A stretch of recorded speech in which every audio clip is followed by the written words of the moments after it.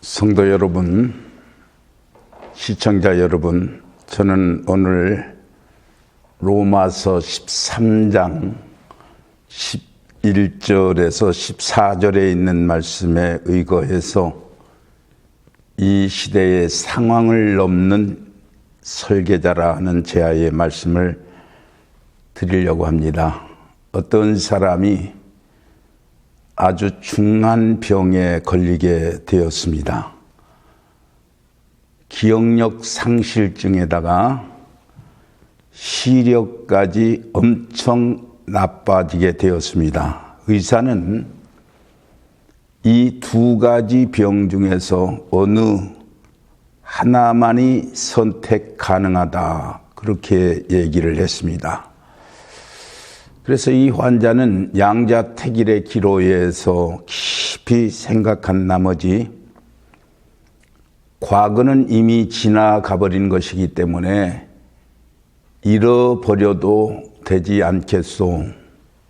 미래를 볼 수 있는 내 눈을 회복시켜 주시지요 라고 이렇게 말했다고 합니다. 여러분이 살면서 가장 중요하게 생각할 것이 무엇인가? 우리는 과거에 대해서 너무 많이 알고 있습니다.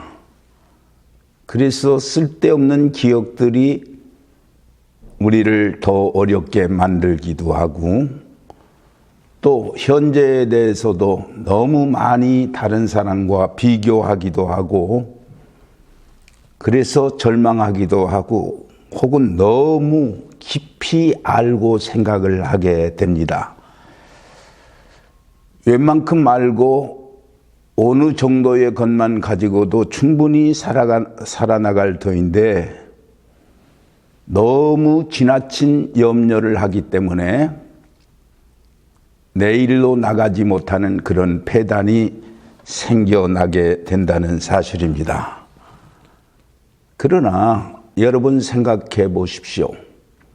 가장 중요한 것은 어디에 있느냐면 미래에 대한 지식이나 미래에 대한 발전에 우리가 치중을 해야만 실제는 소중한 것을 우리가 간직하고 살아가는 것이 되는 것입니다.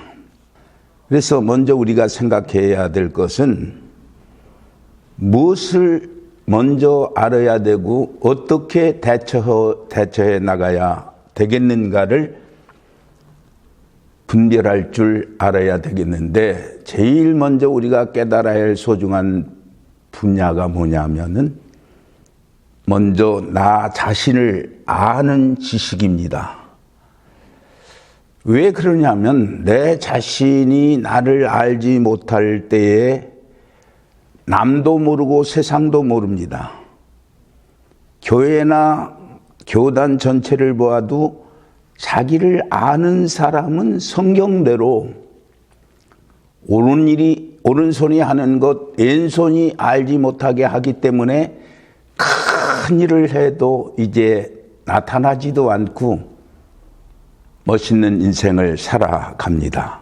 그러나 항상 보면 모일 때마다 총재님, 회장님 하고 자기 자신의 살아가는 거는 전혀 결점을 내다보지 못하고 상대방의 약점을 이렇게 힐책하고 불평해서 조직을 허무는 그 몇 사람 때문에 모든 조직이 생산적인 그런 활동을 하지 못하게 된다는 것을 발견하게 됩니다. 그래서 먼저 나를 똑바로 볼 수 있을 때야 밝은 눈으로 세상을 볼 수 있게 되는데, 나를 알되 과거가 아니고 미래를 알아야 한다는 말입니다. 내 앞에 어떤 미래가 전개될 것인가를 똑바로 아는 사람은 오늘 현실 속에서 절대로 절망하지 않게 되는 것입니다. 그리고 두 번째는 하나님을 알아야 합니다.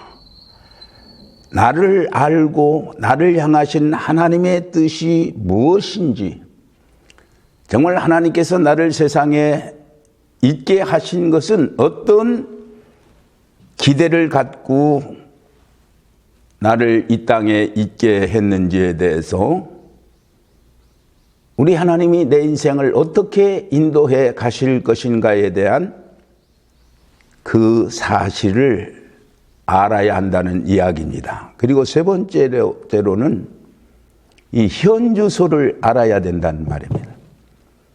내가 가지고 있는 소유의 현주소, 능력의 현주소, 지식의 한계 등을 알아서 내가 변변치 않았던 지난 세월을 살았던 지금 내 손에 있는 것이 내가 쓸 수 있는, 내 능력을 발휘할 수 있는 그 한계가 얼마나 되는지, 그 현실적인 한계와 주소를 바로 알아야 하는 것입니다.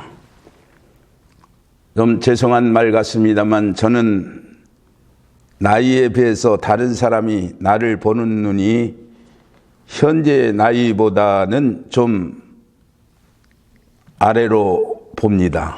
그런데 최근에 눈이 이상하게 아파와서 이제 하는 수 없이 나도 이제는 돋보기를 쓰는가 보다 하고 약간의 염려를 했는데, 얼마 지나다가 보니까 그 증상이 없어져서 아직은 1.0 이상의 시력을 가지고 있어요. 그러나 제가 내 자신의 기억력을 보게 되면은 놀랍도록 과거와 현재의 차이가 납니다. 물론 전화번호를, 단축번호를 활용해서 우리가 전화하기 때문에 그러기는 하지만은 어떤 때에는 내 아들들이나 내 아내에 대한 전화번호를 물어오는데 그거를 답할 수가 없어서 정말 부끄러움을 자아내는 때가 있는 것입니다.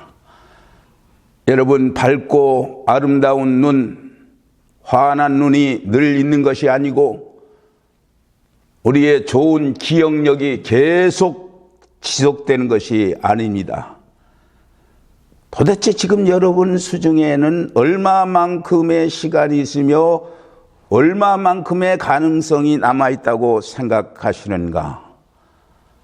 내 인생의 현 주소를 똑바로 알아야 된다는 사실입니다. 오늘 본문은 말씀합니다. 너희가 이 시기를 알거니와, 무슨 얘기입니까? 이 시대를 분별하라고 가르치고 있는 것입니다. 대단히 깊은 철학적 의미를 담고 있습니다. 영어로 직역하면 The present time, 곧 바로 현재의 시간은 선물이기도 하다는 말이에요. 시간은 모든 공식에 적용되는 가치의 기본이 되는 것입니다. 우리가 어떤 문제를 놓고 이해하느냐 마느니, 양보하느니 마느니, 왈가부활해야 다 소용이 없고, 다른 차원, 그 수직적인 차원에서 판단을 할 때에 올바른 결론을 내릴 수가 있는 것입니다. 우리 하나님은 영원하십니다. 왜? 시간과 공간을 초월하신 분이기 때문에. 그러나 오늘 우리 인간이라고 하는 것은 시간과 공간으로부터 제한을 받고 살아가게 됩니다. 하나님과 인간의 만남이 바로 역사인 것입니다. 인간이 경험할 수 있는 것들은 모두 현재적이지만은 우리는 역사적 안목을 가지고 바꾸어서 신앙적 역사 의식을 가지고 미래를 내다보고 설계해야 되는 것입니다. 그래서 오늘 이 시간을 넘는 미래적 설계를 하는 자만이 인생을 바로 살 수 있게 되는 것입니다. 우리는 극단적인 의견이 맞서는 시대를 살아가고 있습니다. 언제 파국을 맞을지 모르는 위기 속에 살아가고 있다는 말이에요. 문제는 더 높은 수직적 차원에서 새로운 안목으로 역사를 볼 줄 아는 이 신앙적 역사의식을 가져야 된다는 말이에요. 우리는 과거에 대해서 아주 적은 지식을 가지고 있습니다. 현재에 대해서도 좁은 의견을 가지고 있을 뿐입니다. 그 주관적인 자기 의견에 얽혀서 좀처럼 헤어날 줄을 모릅니다. 현재에 노예된 비참한 자기 존재를 바로 통찰할 수 있어야 된다는 말이에요. 물론 지식이라고 하는 것은 많은 과거를 알 수 있게도 하고 미래를 알 수 있게도 하지만은 그 기준은 언제나 현재에 있는 것입니다. 그러나 하나님께서는 우리에게 미래를 보여주시는 것입니다. 우리로 하여금 미래를 알기를 원하십니다. 현재에 사는 지극히 협소한 인간들의 생각을 재촉하십니다. 그래서 먼 미래를 보고 바로 알기를 우리 하나님께서 원하시는 것입니다. 우리는 미래에 대한 지식을 어떻게 쟁취해 나갈 것인가를 연구해야 하는 것입니다. 먼저는 우리가 경험으로부터 미래를 추리합니다. 우리가 반복되는 경험을 생각하면서 이렇게 하면 이렇게 되겠지 하고 미래를 전칩니다. 그러나 이런 추측이 다 들어맞는 것이 아니에요. 경험으로부터 미래를 추리하는 것을 이른바 우리는 미래학이라고 말을 하는데, 지난날의 역사, 지난날의 내 경험을 바탕으로 앞으로 일어날 일에 공식 적용을 하려고 하지만은, 그러나 실은 이것도 미래를 바로 볼 수 없게 되는 걸림돌이 되게 된다는 말이에요. 과거의 경험에 대한 집착이 나의 시야와 판단력을 가로막기 때문에 그렇습니다. 이상적으로 미래를 내다봅니다. 과거 역사를 연구하고 합리적으로 추리해서 미래를 전망합니다. 그러나 이런 전망 가운데 하나인 변적 법적 역사관이라고 하는 이것이 있지만은 역사는 이렇게 흘러가는 것뿐이에요. 그런 거로 미래의 일을 이렇게 이루어질 것이다라고 이성적으로 추리한다. 그러나 대전제가 잘못된 것이기 때문에, 대전제가 불합리한 것이기 때문에 그것도 틀릴 수밖에 없어요. 이제 남은 것은 믿음으로 보는 길뿐입니다. 과거의 경험도 이성적 비판도 아니고 오직 하나님의 약속과 그 말씀에 비추어서 믿음으로 미래를 바라보는 것입니다. 히브리서 11장 1절은 믿음은 바라는 것들의 실상이요 보지 못하는 것들의 증거니, 여러분, 남이 보지 못하는 것을 보는 사람을 선지자라고 말을 하고, 남이 듣지 못하는 음성을 듣고 사는 사람들이 그리스도인이라고 이렇게 말하게 되는 것입니다. 다른 사람과 똑같이 보고 다른 사람이 걱정하는 것을 똑같이 걱정한다고 한다면 우리 그리스도인들이 안 믿는 사람과 다를 바가 뭐가 있겠어요? 다른 사람이 싸울 때 함께 싸우고 다른 사람이 비판할 때 함께 비판하고 함께 절망한다면 오늘 우리가 진정한 그리스도인이라고 말할 수가 없는 것입니다. 그래서 그리스도인은 남이 보지 못하는 것을 봅니다. 생각지 못하는 것을 생각합니다. 남이 듣지 못하는 음성을 듣습니다. 그리고 알고 믿고 이 보지 못하는 것을 보기 때문에 멀리 보고 깊이 보고 결정적 미래를 보게 되는 것입니다. 저는 얼마 전에 분당 서울대병원에서 97세를 형수하고 아름다운 생을 마감한 고 강문성 목사님, 학교 의사이기도 하시고 또 교수이기도 하시고 교회 설립자이기도 하신 그분 발인 예배 설교를 하면서 그분에게 평시에 들었던 6.25 전쟁 당시 백마산 고치에서 이사단 28년대 육중대장으로 싸우던 그런 경험 얘기를 다 들은 대로 얘기하고 말씀을 전했어요. 적군 420고치를 점령하기까지 그 괴로웠던 포로대에서 고생하던 그때, 그러나 기적적으로 살아나서 이제 자기가 연관이 돼가지고 저희 학교에 입학을 해가지고 목회자로서도 수천 명이 되는 이 성남의 영도교회를 개척하고 우리 학교에도 돌아가시면서 넉넉한 재산이 아니지만은 많은 기여를 하고 세상의 어떤 것보다 내가 목사로 사는 것이 그렇게 영광스러웠다고 얘기하시는 그 모습을 회상하면서 사람들에게 선포했을 때 많은 동질감을 가지게 되었습니다. 여러분, 태양은 하루 종일 우리 눈앞에 있는 것이 아닙니다. 깊은 밤에는 세상이 온통 캄캄해서 우리 눈으로 태양을 볼 수가 없지만은 그러나 태양이 없다고 생각하는 사람은 아무도 없습니다.